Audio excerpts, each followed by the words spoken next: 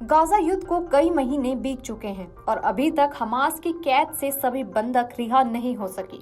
अब Israel Rafa पर हमला करने की तैयारी कर रहा है, लेकिन इसी बीच पीएम बेंजामिन नेतन्याहू की मुश्किलें बढ़ गई हैं। दरअसल नेतन्याहू पर युद्ध रोकने के लिए अंतर्राष्ट्रीय दबाव बढ़ रहा है।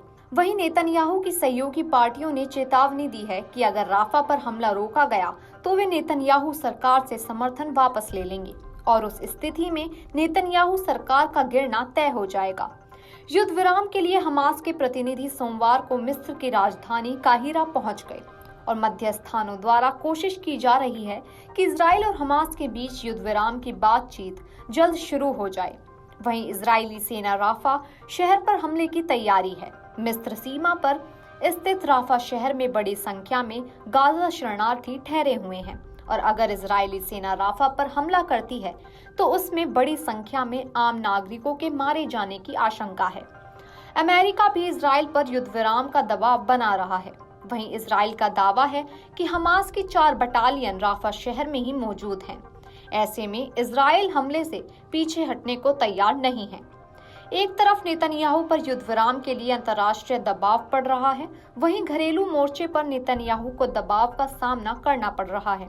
दरअसल सरकार की सहयोगी दक्षिणपंथी पार्टी के नेता और इजराइल के वित्त मंत्री बेजालील स्मोट्रिच ने पीएम नेतन्याहू से अपील की है कि वे पीछे ना हटें और राफा में जमीनी हमला करें।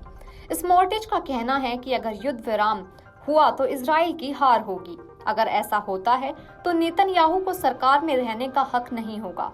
वहीं मध्यम मार्गी नेता सरकार से अपील कर रहे हैं कि बंधकों की रिहाई ज्यादा जरूरी है। ऐसे में बंधकों की रिहाई के लिए युद्ध विराम होना चाहिए। इजराइल में बेंजामिन नेतन्याहू की सरकार के खिलाफ विरोध प्रदर्शन भी शुरू हो गए हैं। दरअसल हमास के हमले के बाद से हजारों इजरायली नागरिक अभी भी विस्थापित जीवन जी रहे हैं। साथ ही लेबनान से हिजबुल्लाह के हमलों की वजह से भी लगातार खतरा बना हुआ है। इजरायली नागरिक इसे सरकार की विफलता बता रहे हैं। करीब 130 बंधक अभी भी हमास के कब्जे में हैं। ऐसे में बंधकों के परिजनों सरकार के खिलाफ मुकर होकर आलोचना कर रहे हैं। साथ ही आपको बता दें, ब्रिटेन के विदेश मंत्री डेविड कैमरन ने कहा है कि नई वार्ता के अनुसार इसमें 40 दिन का युद्ध विराम शामिल है।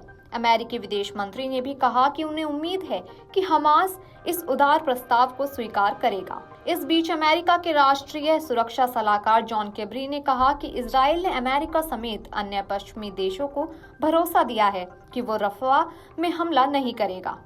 दक्षिण गाजा पट्टी के राफा शहर की 3 आवासीय इमारतों पर इजराइल की ओर से किए गए हवाई हमलों में करीब 20 फलस्तीनी मारे गए हैं।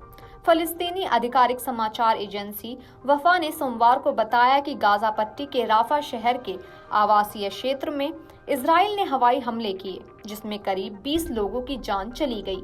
पीड़ितों में बच्चे और महिलाएं शामिल हैं और कई अन्य लोग अभी भी मलबे में फंसे हुए हैं।